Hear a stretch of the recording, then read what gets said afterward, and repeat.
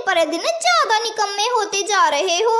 अब तो अच्छा भोजन खाए भी कई दिन बीत गए। मैं तुम्हें बता रही हूँ, अगर ज्यादा दिन ऐसा चला ना तो मैं अपनी माँ के पास चली जाऊंगी। जान से ज्यादा काम करती है, ना सिर्फ अपने लिए बल्कि मुश्किल समय में दूसरे पक्षियों का भी साथ देती है। और उसका बेटा भी अपनी माँ जैसा ही है। और एक तुम्हारा बेटा है, तुमसे भी 2 हाथ आगे निकला है। अब मैं चोरियां नहीं कर सकता, सब पक्षियों को पता चल गया है। जब भी जंगल में चोरियां होती हैं मैं ही करता हूँ। अब मैं थोड़ी इज्जत की जिंदगी जीना चाहता हूँ। अगर इज्जत की जिंदगी जीना चाहते हो तो पहले इज्जत वाले काम कर लो। जाओ मेरे लिए कुछ ढूंढ कर लाओ, वरना आज मैं तुम्हें ही खा जाऊंगी। हाँ तो तुम मुझे जाओगी ही, राक्षसनी जो हो तुम।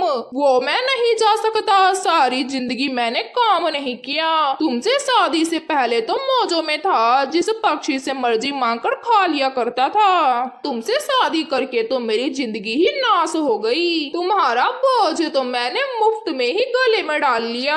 कालू के बच्चे, तुम्हारी जबान कुछ ज्यादा नहीं खुल गई? अच्छा अब छोड़ो इन सारी बातों को। अगर हम ऐसे ही लड़ाई करते रहे तो कुछ भी हासिल नहीं होगा। जग्गू तो हमारा बेटा है ना, उसे तो हम भूखा नहीं रख सकते। मेरे पास एक आइडिया है, अगर तुम्हें पसंद आए तो। जरूर कोई शैतानी ही आई होगी तुम्हारे दिमाग में। कालू जी सुनो तो सही। हाँ जी सुनाओ। हम ना सारे पक्षियों के सामने एक्टिंग करते हैं कि तुम ये जंगल छोड़कर चले गए हो। वो क्यों? मेरी बात तो पूरी सुन लो कालू जी। मैं उनसे कहूँगी कि तुम सब कालू को चोर कहते थे, वो बहुत शर्मिंदा था, इसीलिए जंगल छोड़कर चला गया। परंतु गोरी, इससे क्या होगा? इसी से तो सारा कुछ होगा। जब सब पक्षी दाने की तलाश में जाया करेंगे, तुम सबके घोंसलों से कुछ न कुछ चुरा कर ले आना और मुझे देकर पहाड़ों के पीछे जाकर छिपकर सो जाया करना। घर में भी तो सोते रहते हो और रात को घर आ जाया करना। वैसे गोरी, बातें तो तुमने ठीक ही की है। मैं भी जब तक चोरी ना कर लूं चैन नहीं आता। लेकिन अगर मैं पकड़ा गया तो तुम्हारी खैर नहीं होगी मुझसे। कालू नहीं पकड़े जाओगे, बेफिक्र रहो तुम। और फिर गोरी कवि और कालू कौवा सो जाते हैं। अगले दिन गोरी कवि जोर जोर से रोती है। सब पक्षी गोरी कवि के पास जमा हो जाते हैं। गोरी क्या हुआ, सब ठीक तो है ना? रानो, कालू 2-3 दिनों से चुप चुप था।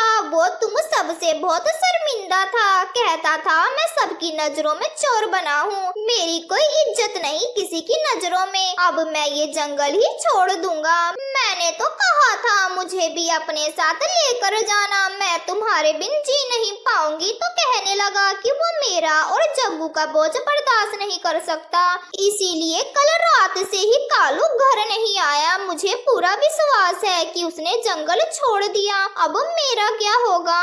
गोरी, तुम ऐसे ही रो रही हो, देखना कालू आ जाएगा। उसने भला कहाँ जाना है ये जंगल छोड़कर? तोते, तुम्हें नहीं पता, कालू जो बातें मुंह से निकालता है उसे पूरा कर कर ही मानता है। इधर गोरी कवि ने सभी पक्षियों को बातों में लगाया हुआ था, दूसरी तरफ कालू सभी पक्षियों के घोंसले को चेक कर रहा था और थोड़ा थोड़ा सभी पक्षियों के घोंसले से भोजन चोरी कर रहा था। जब सब पक्षी गोरी कवि के पास से चले जाते हैं तो कालू कौवा चोरी किया हुआ भोजन गोरी को दे देता है। अब मेरे लिए भी कुछ रख लेना, ये ना हो जब मैं रात को वापस आऊँ सब चट हो चुका हो। नहीं कालू जी, तुम्हारे लिए तो जरूर रखूंगी, तुम बेफिक्र होकर जाओ, कहीं कोई तुम्हें देख ना ले। और फिर कालू कौवा वहाँ से चला जाता है। फिर ऐसे ही कुछ दिन गुजर जाते हैं। रानो चिड़िया, मेरे घोंसले से कोई भोजन चोरी कर लेता है। अब तो कालू भी नहीं है इस जंगल में, पता नहीं कौन नया चोर बन गया है। मैं तो समझी ये मेरा वहम है, इसीलिए मैंने किसी से ये बात नहीं करी। ये तो बड़ी परेशानी की बात है। वैसे चिड़िया, तुम्हें नहीं लगता गोरी झूठ बोल रही है? मुझे तो लगता है दाल में कुछ काला है। तोते भैया, गोरी बहुत दुखी है, वो भला अपने पति के लिए क्यों झूठ बोलेगी? आपको जंगल सुना सुना नहीं लगता कालू के बिना? मेरा तो दिल ही नहीं लग रहा।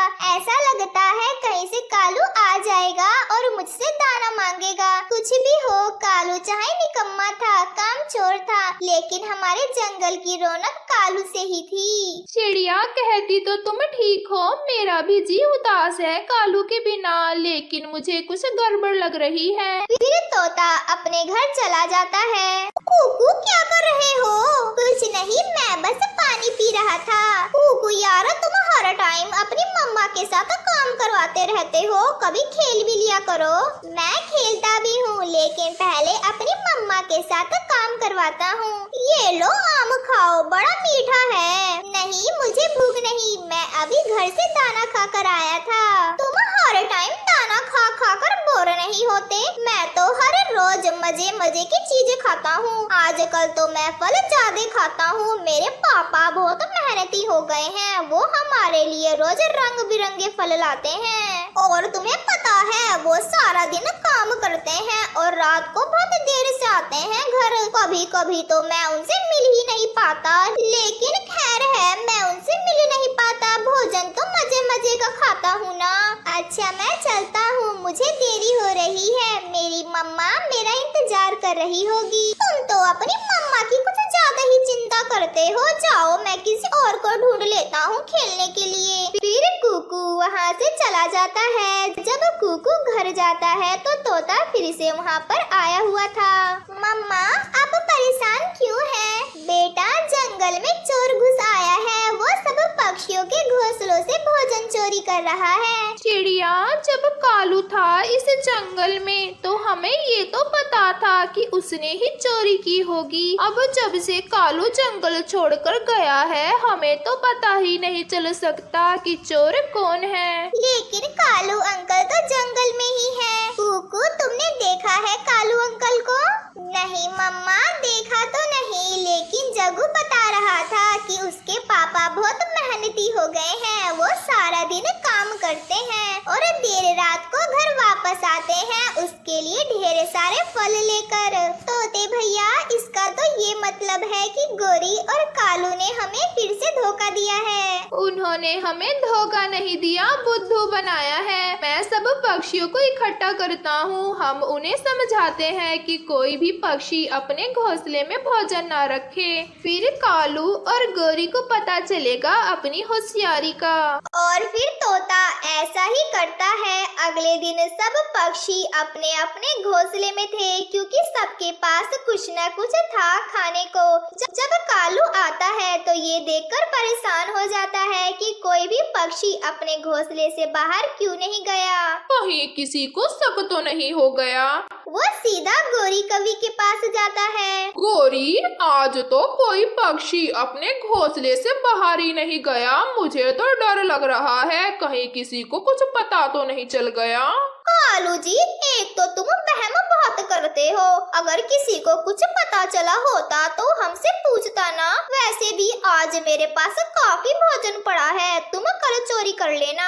कालू और गोरी, तुम्हें कल भी भोजन नहीं मिलेगा, क्योंकि अब हम भोजन अपने घोंसले में रखने वाले ही नहीं। कालू के तो पसीने छूट जाते हैं सब पक्षियों को देखकर। कालू भैया, इससे तो अच्छा तभी था जब तुम हमसे मांग कर खा लिया करते थे। ये आपने अच्छा नहीं किया। हम आपके लिए परेशान थे कि आप जंगल छोड़कर क्यों चले गए। हमारे जंगल की रौनक ही खत्म हो गई थी आपके बिना, परंतु आप तो हमारे पीठ पीछे छुरी भोंक रहे थे। मुझे गोरी मजबूर करती है गलत काम करने के लिए, मैंने तो इससे कहा ही था। इससे पहले कौवा कुछ और कह पाता, सब पक्षी वहाँ से चले जाते हैं। कौवा शर्मिंदा था, उसने सभी पक्षियों की भावनाओं के साथ खेला था, परंतु गोरी कभी चुपचाप दूसरी तरफ मुंह कर सो जाती है। वो एक छोटा सा जंगल था जहाँ सभी पक्षी खुशी खुशी रहा करते थे। उस जंगल में एक पेड़ था, वो कोई आम पेड़ नहीं था, वो एक जादुई पेड़ था जिस पे रोज नए नए फल उगते थे। और उस पेड़ की एक डाल पे एक सोने का हार लटका हुआ था। उस सोने के हार में उस पेड़ की जान होती है। अगर कोई भी जंगल का पक्षी उस पेड़ से उस हार को उतार लेता तो पेड़ मुरझा जाता और वो फल देना बंद कर देता। ये बात जंगल के सभी पक्षियों को मालूम होती है और कोई भी पक्षी उस हार के पास नहीं जाता है। ऐसे ही समय गुजरते रहता है। फिर एक दिन उस जंगल से एक दुष्ट चील का गुजर होता है। उस चील की नजर जब उस हार पे पड़ती है तो उसको चुरा ले जाती है। फिर अगले दिन जंगल के सभी पक्षी जब फल खाने जाते हैं तो वो देखते हैं कि पेड़ मुरझाया हुआ है और उस पे कोई एक भी फल नहीं है और वहाँ पे वो हार भी मौजूद नहीं है। पक्षियों, किसी ने हमारे जादुई पेड़ से वो हार चुरा लिया है। सोनी चिड़िया, कल रात मैंने ये देखा था कि हमारे जंगल में एक दुष्ट चील आई है और वो वापिस उस पहाड़ वाली गुफा की तरफ जा रही थी। फिर जंगल के सभी पक्षी ये फैसला करते हैं कि वो जादुई पेड़ का वो जादुई हार उस दुष्ट चील से वापस लाएंगे। और फिर अगले दिन जंगल के सभी पक्षी उस गुफा की तरफ रवाना हो जाते हैं और फिर उस गुफा पे पहुंच के वो सभी पक्षी गुफा के सामने वाले पेड़ पे एक गोश्त की थैली को लटका देते हैं। और जब गोश्त की खुशबू से वो दुष्ट चील बाहर आती है तो वो देखती है कि उसकी गुफा के सामने वाले पेड़ पे एक गोश्त की थैली लटकी हुई है। और फिर वो दुष्ट चील उस गोश्त को खाने के लिए उस पेड़ पे पहुंच जाती है।